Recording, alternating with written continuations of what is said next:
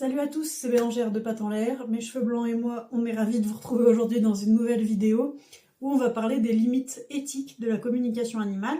Vous le savez, dans tous les domaines, il y a une question éthique qui se pose, mais je dirais que dans la com animale et dans les milieux qui sont sur la spiritualité de manière générale, je pense à la médiumnité, je pense aux magnétiseurs, je pense à tous ces trucs, ces domaines, ces professions énergétiques. Eh bien, on a des limites un peu floues parce que, qui gère l'invisible? Voilà. Chaque communicant a sa façon de faire dans la com animale, chaque personne a sa façon de fonctionner et il y a une ligne éthique qui est différente chez chacun. Donc c'est ce dont on va parler aujourd'hui parce que c'est une question, moi, qui se pose régulièrement dans ma pratique. Enfin, je me suis mis des bases au départ et puis je me pose les questions de ces bases, de redélimiter ou non, de redéfinir ses limites ou non. Et puis dans ma formation, c'est quelque chose que j'enseigne aussi aux personnes que j'accompagne, de se fixer une éthique. Voilà, donc on va en parler et d'ailleurs, même quand vous êtes famille et que vous recherchez un communicant pour votre animal, il faut aussi vous poser cette question-là de l'éthique. On va prendre plusieurs exemples aujourd'hui pour parler de cette éthique et on va commencer par le domaine du deuil animalier. Je vais vous dire ce que j'en pense avec ma pratique, avec ma façon de faire. Évidemment, c'est pas celle de tout le monde, on va le voir aujourd'hui. Ça veut pas dire que la mienne est meilleure ou moins bonne, ça veut juste dire qu'elle est différente. Et vous, en tant que famille, vous devez voir ce qui vous parle quand vous recherchez un professionnel.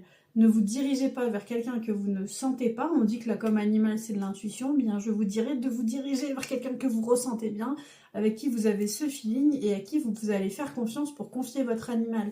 Alors même si on ne le voit pas et que vous ne confiez pas de manière physique comme une garderie ou un pet-sitter par exemple, vous confiez votre animal. Donc voilà, c'est aussi... je sais pas si c'est encore pire, mais en tout cas, vous confiez le dialogue avec votre animal à quelqu'un. Donc assurez-vous d'avoir confiance en ce quelqu'un et que cette personne vous revienne un minimum quand même. Si vous avez le moindre doute sur l'éthique ou la façon de faire, ne faites pas appel, même si c'est moi. C'est pas parce que c'est moi qui le dis que voilà. Même si vous ne me sentez pas, ne faites pas appel à moi. Et d'ailleurs, c'est aussi un truc éthique que les communicants, mes stagiaires notamment, je leur dis s'ils ne sentent pas quelqu'un, ne pas faire la séance. Alors évidemment, on va pas le dire comme ça à la personne, mais en tout cas, la question est la même. Si on ne se sent pas d'accompagner quelqu'un pour X ou Y raison, même si c'est juste un feeling, eh bien, on se fait un plaisir de recommander quelqu'un d'autre à notre place. Bref, revenons-en à nos animaux. Premier domaine où je voulais vous parler de l'éthique, c'est le deuil animalier. Vous le savez, si vous me suivez, vous le savez peut-être pas, en 2 ans, on a perdu nos 3 chiens. Nous sommes maintenant sans animaux, dont 2 chiens en l'espace de 4 mois jour pour jour en 2025. Et le deuil animalier reste cependant une problématique. Non, c'est pas une problématique, c'est un problème qu'on a tous avec nos animaux, mais ils ne sont pour rien, les pauvres. C'est leur seul défaut, c'est de nous quitter. Mais une question qu'on aborde souvent avec les personnes que j'accompagne, que encore aujourd'hui j'ai eu 2 communications avec des défunts. Là, on est mardi. Cette semaine, pour l'instant, je n'ai eu que des défunts en communication. Donc, c'est pour vous dire... On n'est que mardi. Hein, mais encore demain, j'ai encore que des défunts. C'est pour vous dire à quel point c'est courant de travailler avec le monde des défunts pour un communicant. On ne le fait pas tous. C'est aussi une limite éthique. Quand on ne se sent pas, on ne fait pas. Donc, il y a des personnes qui ne pratiquent pas avec les animaux défunts. Et je le comprends carrément parce que émotionnellement, ça peut être lourd. Moi, c'est quelque chose que j'ai toujours apprécié, de parler avec ce monde de l'après, parce que c'est souvent là qu'il y a les plus grandes leçons de vie, les plus grandes émotions aussi. Donc il faut savoir ne pas porter tout ça sur soi et pouvoir avancer quand même. Mais je trouve aussi que c'est là que j'ai encore... Enfin, on a une connexion avec toutes les familles, mais là, il y a un truc où on sait qu'on ressent la même chose. Parce que rien que moi, personnellement, l'année dernière, je vous le disais, on a perdu 2 de nos chiennes. Eh bien, il y a des personnes dans le monde de la com animale, comme dans le monde de la médiumnité avec les humains, qui vont faire en sorte que vous soyez un peu accro au com animal. Parce que c'est très facile, quand on est famille, de tomber dans cette addiction au contact avec un de ses proches, humain ou animal. Là, on va parler de l'animal aujourd'hui, mais c'est le même fonctionnement que chez l'humain.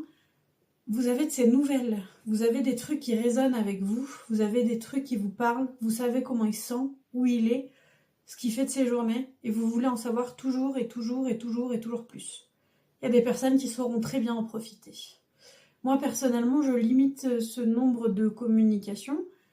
Quand je sens que la personne en fait trop, je vais lui dire. Je vais lui dire, on va attendre un peu, parce que déjà, c'est pas bon pour nous. Ça nous empêche de faire notre deuil, mine de rien, de toujours les contacter. Et puis, ça empêche aussi l'animal d'avancer là où il doit avancer.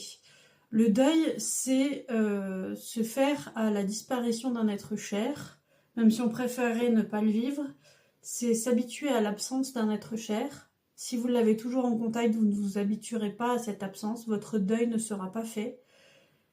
Et on en a tous besoin, malheureusement, même si on ne veut pas toujours le voir, de se faire à cette absence et de réapprendre à vivre sans cet être cher.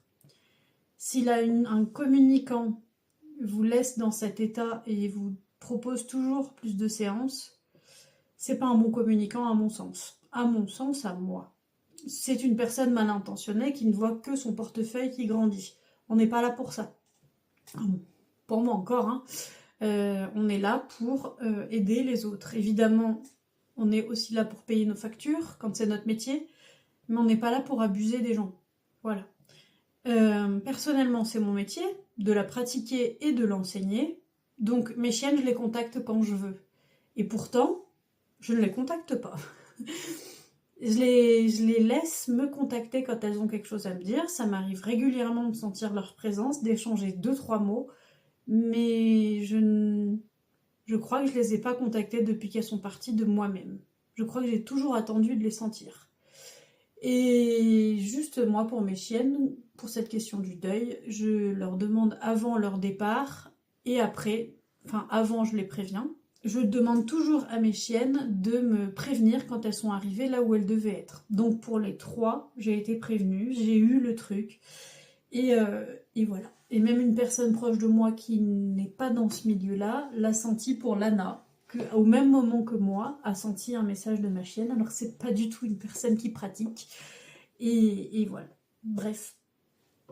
Donc même moi, qui pratique et qui pourrait, là tout de suite, contacter les 3, c'est pas quelque chose que je fais. C'est pas quelque chose que je fais d'aller me poser avec mes chiens et de faire une discussion parce que j'ai pas envie de me faire du mal, j'ai envie d'avoir de leurs nouvelles, j'en ai. Mais c'est quelque chose de plus diffus dans le temps. C'est des petits flashs, des petits mots, des petits trucs qui m'arrivent n'importe quand dans la journée. Mais ça n'arrive pas tous les jours. Et moi, je ne rentre pas dans ce truc d'avoir tout le temps une communication avec mon animal, même si c'est le mien, même si je pourrais y passer mes journées. Mais non, on vit dans la vie et on laisse nos proches se évoluer. Et moi, je suis là pour elles si elles en ont besoin. Et elles sont là pour moi aussi si j'en ai besoin. Deuxième domaine où j'ai vu que l'éthique, vraiment, on se la foutait là où je pense, c'est pour les animaux disparus, perdus. Pardon, le sujet n'est pas drôle, mais alors la question de l'éthique dans ce domaine, voilà. Les animaux disparus, j'en fais aussi, je pense, toutes les semaines. Ouais, toutes les semaines, j'en fais. Je limite à quelques-uns par semaine, vraiment pas beaucoup, parce que c'est ce qui est pour moi le plus fatigant, le plus demandeur en énergie. Et encore une fois, je comprends carrément les communicants qui vont vous dire c'est pas, j'y arrive pas. J'y arrive pas, c'est trop dur, donc je ne fais pas. Il vaut mieux tomber sur quelqu'un qui vous dit ça, plutôt que comme quelqu'un qui va, comme là, je l'ai vu plusieurs fois, vous demander de l'argent entre chaque étape. Il y a des personnes qui vont vous demander un petit montant au début, vous allez vous dire chouette, je passe par cette personne. Vous passez par cette personne pour au final vous rendre compte qu'entre chaque étape, on va vous redemander de l'argent. On va vous dire attention, votre animal est en grand danger vital. J'ai encore besoin de 50 € pour vous envoyer une localisation. J'ai encore besoin de temps pour vous dire où il a mal. J'ai encore besoin de temps pour vous envoyer compte rendu. Non. Si c'est avec un professionnel, vous avez un montant dès le départ, basta. Si c'est avec quelqu'un qui pratique sur prix libre, vous fixez un prix libre, un prix, vous le réglez, point barre. Mais assurez-vous de ne pas tomber sur des personnes qui vont vous demander, souvent c'est des gens qui ne font même pas de communication animale, qui abusent juste des gens sur les réseaux sociaux et qui vont vous demander un montant entre chaque étape. Moi, la dernière fois que ça m'est arrivé, parce qu'après c'est nous qui retombons sur les personnes qui sont en détresse, parce qu'on oublie ça dans ce truc-là, hein, mais l'éthique, c'est qu'on accompagne des personnes qui sont en grande détresse. D'ailleurs, dernièrement, il y a le fameux influenceur qui a fait semblant d'avoir perdu son chien. Quand nous on les perd vraiment, ça pique, hein, ça pique. C'est tout ce que j'aurais à dire, mais Voilà, nous on retombe après sur ces personnes-là qui cherchent un professionnel et qui n'ont plus de budget, donc on les aide comme on peut, on les aide. Moi ça m'est déjà arrivé d'aider quelqu'un comme ça sans budget, parce que bah voilà quoi, j'ai un nombre de places en prix libre tous les mois, et j'avais encore de la place, donc j'en ai fait profiter cette personne, parce qu'elle s'était ruinée avec une de ces personnes dont je vous parlais avant. Et en fait, on lui a dit à elle que son chien était en train de mourir, qui s'était fait taper par une voiture et qui était en grande détresse, qu'il fallait absolument aller le sauver. J'ai fait une com, le chien était retrouvé dans un jardin et il a été surnourri par plein de gens, les gens qui l'avaient croisé, et notamment par ce propriétaire de ce jardin, avec sa maison à côté, et qui gardait le chien en attendant, et qui était en train de le nourrir. Le chien était en train de dormir tellement il avait mangé. Voilà. Donc, c'est pas parce qu'on vous dit que votre animal est en grande détresse et qu'il faut de l'argent, même si moi je sais pas comment je réagirais à la place de ces personnes, hein, mais en tout cas, sachez que ça existe. Un autre point éthique, c'est la communication avec un animal qui n'est pas le vôtre ou dont vous n'avez pas l'autorisation. Pour ma part, je ne communique que avec l'animal qui est le vôtre ou dont on a l'autorisation. Si c'est un animal d'un refuge, le refuge. Parce qu'on ne devrait jamais avoir accès à des informations à un animal qui ne partage pas notre vie. Parce que ça ne nous regarde pas. Voilà. Parce que les informations qu'on va recueillir, c'est chouette, d'accord. Mais on pourra pas, la famille n'y aura pas accès, c'est vous qui aurez accès. Et on pourra rien faire de plus pour l'animal que ce qu'on fait déjà. On pourra juste écouter, mais rien faire dans le cas pratique. Voilà. Si l'animal il demande les changements, on pourra jamais les mettre en place. Donc on ne communique pas avec un animal qui n'est pas le nôtre ou dont on n'a pas la charge. Maintenant, dans les formations en com animal, parce que dans les personnes que je forme, il y a des personnes qui sont déjà formées ailleurs, il y a 2-3 trucs aussi, on pourra en faire une longue vidéo, mais j'ai pas envie, en sachant encore une fois que moi, c'est pas parfait enfin, personne n'est parfait. Je fais juste au mieux, ces gens-là font au mieux, mais il y a juste 2-3 trucs éthiques que je voudrais vous dire.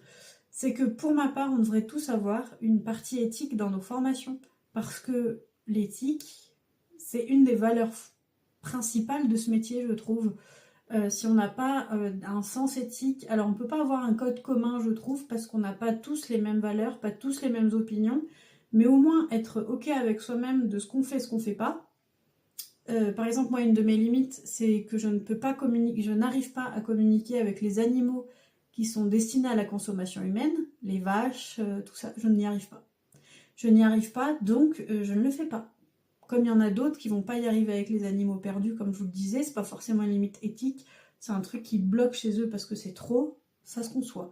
Moi, c'est une valeur éthique que j'ai là de pas faire. Je suis végétarienne, je ne me sens pas de communiquer avec une vache dans un champ qui va finir dans une assiette. Pour moi, c'est beaucoup trop. Ça a déjà été tenté, c'est beaucoup trop.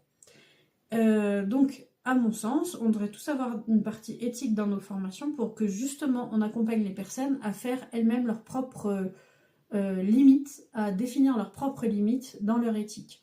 Je sais que mes limites peuvent bouger tout le temps, elles savent que leurs limites peuvent bouger tout le temps, et après on voit avec ça. Enfin, il n'y a pas de souci à avoir des limites. Ce que je fais pas, d'autres le feront. Ce que d'autres ne font pas, je le ferai. Vous trouverez toujours quelqu'un pour vous accompagner, même si vous êtes un agriculteur qui cherche une com pour ses vaches par exemple, eh bien je suis sûre que vous trouverez, mais pas auprès de moi.